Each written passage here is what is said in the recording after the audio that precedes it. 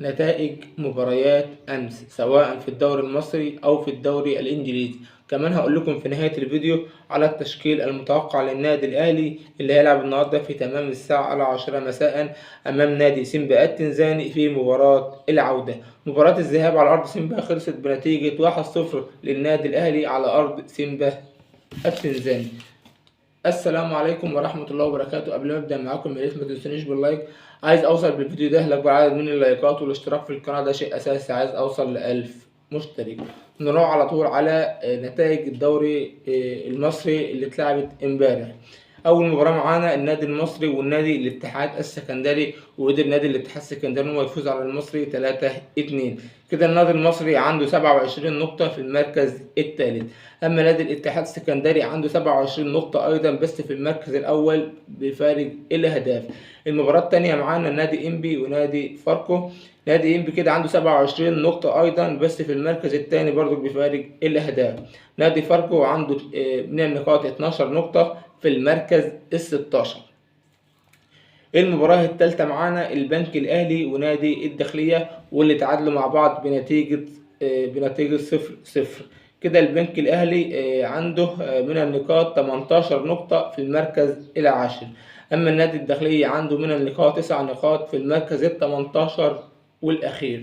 نروح على الدوري الإنجليزي ومباراة ليفربول وشيفيلد يونايتد.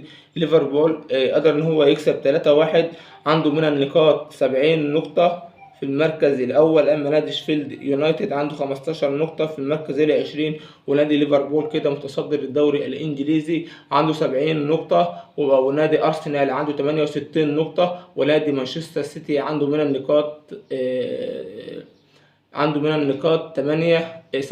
67 نقطة في المركز الثالث. نروح على المباراة الثانية معانا في الدوري الإنجليزي أيضا نادي تشيلسي ونادي مانشستر يونايتد، اللي كانت مباراة حلوة أوي بالمناسبة. قدر نادي تشيلسي إن هو يفوز على مانشستر يونايتد 4-3. كده نادي تشيلسي عنده من النقاط 43 نقطة في المركز العاشر، أما مانشستر يونايتد عنده من النقاط 48 في المركز السادس. نروح على طول على التشكيل المتوقع لنادي الأهلي أمام نادي سيمبا التنزاني. المباراة اللي هتتلعب النهاردة إن شاء الله بالليل في تمام الساعة 10 مساء. في حراسة المرمى مصطفى شوبير، 2 دفاع، ناحية اليمين رامي ربيعة، ناحية الشمال محمد عبد المنعم، محمد هاني ظهير أيمن، علي معلول ظهير أيسر. 3 في خط الوسط مروان عطية وكوكا وعمرو السولية هيكون خط وسط مهاجم.